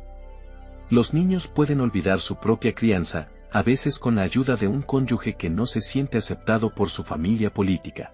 A menudo no estamos seguros de si nuestras familias actuarán como nosotros queremos. Por esta razón, mucha gente recurre a una estrategia muy común, que merece ser examinada. Ocultan dinero, bien aplazando la redacción del testamento, amenazando con cambiarlo o no revelando su cuantía económica. Por otra parte, una persona acaudalada puede distribuir donativos sustanciales que mermarán su patrimonio y dejarán sin fondos el testamento redactado.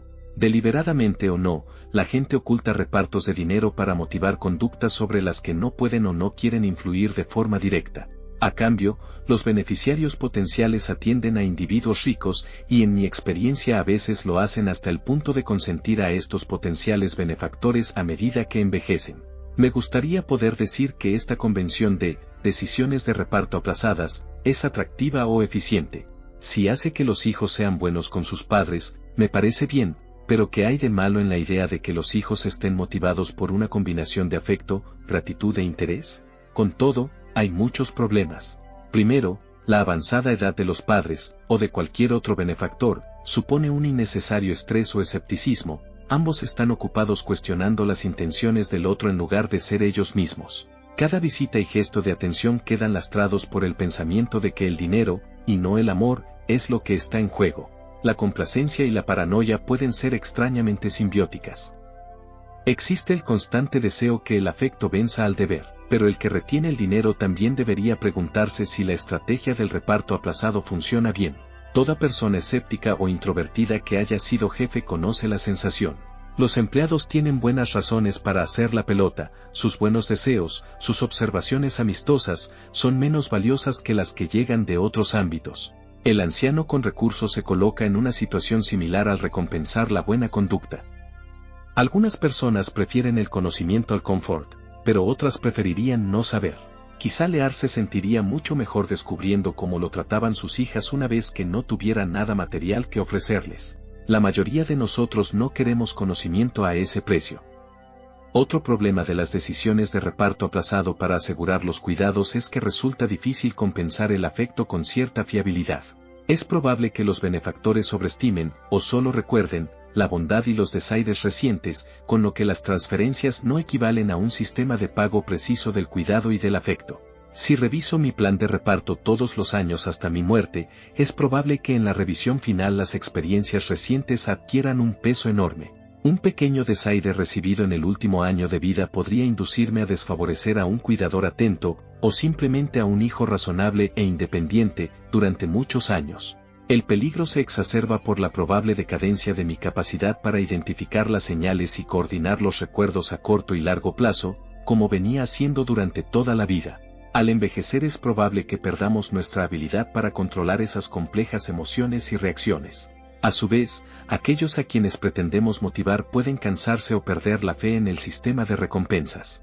Y si retener el dinero tiene algún sentido, los potenciales beneficiarios deben creer que serán recompensados por sus esfuerzos. Es posible que estén impacientes por complacer porque consideran cada año como el fin potencial de los cuidados, pero también es posible que se distancien para no ofender al potencial benefactor. Quizá piensan que la posibilidad de que el benefactor muera en un año determinado es modesta y que resulta sensato esperar hasta que la muerte parezca sobrevenir en 1 o 2 años. En ese momento la persona estratégica aparecerá en escena y será tan atenta y útil como sea posible, al apostar al torbellino complacencia paranoia. He visto cómo muchas personas acaudaladas retratan así la vida familiar, y en vista de que la conducta que describen no es irracional, vale la pena examinarla. Un benefactor muy rico podría evitar algunas de estas dificultades con regalos periódicos. Si el benefactor está preparado para ofrecer desiguales regalos navideños o de cumpleaños, por ejemplo, entonces la buena conducta puede ser recompensada, habiendo recursos suficientes para retribuir esa conducta también en los siguientes años. Pero es algo difícil de hacer, y corre el riesgo de alienar a beneficiarios que de otro modo aportarían cariño y cuidados. Por ejemplo, una vez que un progenitor prefiere abiertamente a uno de sus hijos, es improbable que el hijo desdeñado se comporte como el padre desea. En la práctica, el benefactor retiene la herencia y la reparte desigualmente a su muerte, después de lo cual no hay oportunidad de observar el resentimiento, o la gratitud, que se ha creado. Con este duro y frío análisis he intentado sugerir que retener la herencia resulta peligroso si se pretende evaluar o alentar el esfuerzo y el afecto. Y sin embargo también es peligroso imitar a Lear y entregarlo todo para comprobar los afectos bajo una luz desnuda.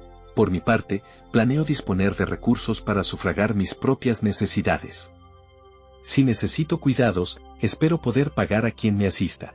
No creo que quiera saber quién me cuidará y quién se reirá de mis viejos chistes si la carga económica acompaña a los cuidados y las visitas, y si no hay perspectiva de recompensa. Hemos de comprender que si nuestros hijos se involucran en nuestros cuidados, es posible que se generen intensos sentimientos. En mi propio caso, tengo la suerte de tener hermanos generosos y considerados, que vivían más cerca de mis padres que yo y que los atendieron en circunstancias difíciles. Ellos, a su vez, tienen cónyuges generosos y comprensivos. No puedo más que estar agradecido. Confío en mis hermanos para derivar los recursos necesarios para afrontar las necesidades económicas, pero en nuestro caso esto parece trivial en comparación a las inversiones en tiempo y energía emocional. Sin embargo, he observado otras familias en las que la situación es más difícil y cuyos integrantes han perdido la confianza unos en otros, con frecuencia a partir de desacuerdos relativos a importantes decisiones que tienen que ver con los cuidados. Los cuidados rara vez se comparten equitativamente, y si una familia concentra los recursos en quien hace el mayor esfuerzo, los otros se pueden sentir presionados por ese receptor o pueden pensar que sus modestos esfuerzos quizá no valen la pena. Si no recompensamos al cuidador principal, esa persona, o su inmediata familia, se resentirá y creerá que otros miembros de la familia no lo aprecian lo suficiente. Si, por ejemplo, los hermanos agradecidos ofrecen su propio dinero, el hermano cuidador podrá pensar que el dinero, y no el amor o el sentido del deber, es la motivación principal. No es posible mercantilizar el afecto y el deber familiar, el esfuerzo desigual es inevitable, y toda asimetría en el esfuerzo constituye un foco potencial de resentimiento. Los gastos corrientes deberían sufragarse, por supuesto, con el patrimonio del progenitor, y los hermanos con recursos deben compartir los gastos de los cuidados. Sin embargo, nada de esto ayuda mucho cuando los cuidados están a cargo de la propia familia. Si hemos educado bien a nuestros hijos, o simplemente tenemos suerte, nada de esto debe preocuparnos, pero hay miles de infelices Lear y hermanos resentidos, que nos aconsejan estar prevenidos. El resentimiento tampoco se desconoce en el eje padre-hijo. No es infrecuente observar interacciones emocional y financieramente lastradas entre una persona mayor y sus hijos. Así pues, un hijo adulto puede abandonar su trabajo para cuidar de su progenitor, pero la familia tal vez no ha logrado discernir las implicaciones económicas de este sacrificio, o la expresión de amor o deber filial. El padre ha podido redactar un testamento en el que divide a partes iguales su patrimonio entre sus muchos hijos, pero uno de ellos se ha sacrificado y siente que se le debe un reconocimiento material. Un hijo puede sacrificarse mudándose al hogar de sus padres, pero el progenitor quizá considere que este hijo disfruta de un alquiler gratis.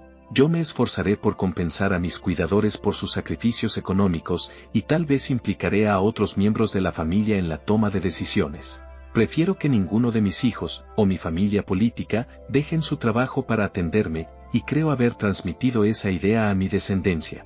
Pero si de algún modo eso llega a pasar, pediré a mi otro hijo que me ayude a calcular el sacrificio económico para que el cuidador sea recompensado con el menor resentimiento posible.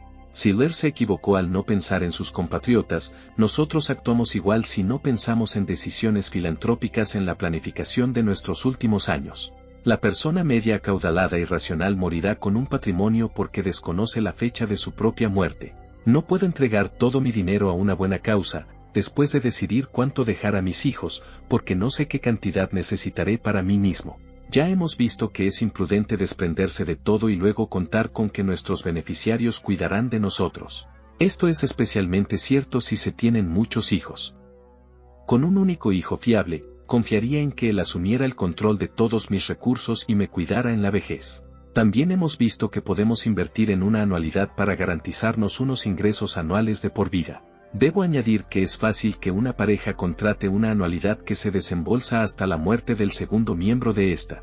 Sin embargo, la estrategia de la anualidad en realidad no resuelve la cuestión filantrópica porque la mayoría de nosotros no gastaremos la totalidad de la renta de la anualidad cada año, por lo que volverá a haber un superávit y persistirá la cuestión de si debemos donarlo o entregarlo a los hijos o a otras personas para que lo guarden o lo repartan. He prometido volver sobre este tema más tarde, en el capítulo 8. Debería quedar claro que las organizaciones benéficas también hacen la pelota para lograr donaciones. Una persona vanidosa o solitaria que anhela que la visiten cariñosamente puede ocultar sus bienes para llamar la atención. La mejor estrategia egoísta consiste en hacer donaciones a entidades específicas y sugerir que obtendrán más después de la propia muerte. El benefactor menos egoísta puede procurar interesar a sus hijos en causas comunes. La organización benéfica se impondrá si convence al donante de que un regalo sustancial en vida será un buen ejemplo para sus hijos y para la opinión pública. En general, estas donaciones o legados no presentan los problemas examinados anteriormente, porque importa poco que la organización benéfica exagere o falsee sus afectos. Será doloroso comprobar que una de nuestras hijas es una goneril, pero mientras nuestra alma mater conceda becas o el hospital local proporcione un buen servicio de urgencias, no debería importarnos que el presidente de esa organización desaire al benefactor en la próxima cena anual en favor de otro filántropo, cuyo compromiso aún no es seguro. En realidad no deseo el afecto del presidente, sino que logre recaudar los fondos y los emplee en una buena causa. La única razón para no aportar a ese beneficiario se da cuando no estamos seguros de los recursos que necesitamos para nosotros mismos. Pero las estrategias filantrópicas merecen un examen propio. Por ahora basta con concluir que hay mucho que aprender de los errores de Lear. Hemos de aprender de él a no apartar los recursos de los hijos y las buenas causas. Si el contenido de este audio fue de tu utilidad, te invito a que me regales un me gusta y suscríbete al canal para que disfrutes de más información que nos permita aprovechar al máximo el poco tiempo que tenemos para obtener sabiduría y filosofías que nos sean de un gran apoyo para mejorar nuestra vida. Reproduce el audio cuando te encuentres atorado en el tráfico, al realizar actividades del hogar, si te encuentras en algún vuelo, en sala de espera en algún lugar o simplemente si haces una caminata al aire libre. Siempre es bueno encontrar medios que nos permitan tener oportunidad de aprender y mejorar como seres humanos. Sé audaz y aprovecha al máximo la oportunidad que tenemos de estar en este mundo y no olvides, carpe diem, tempus fugit.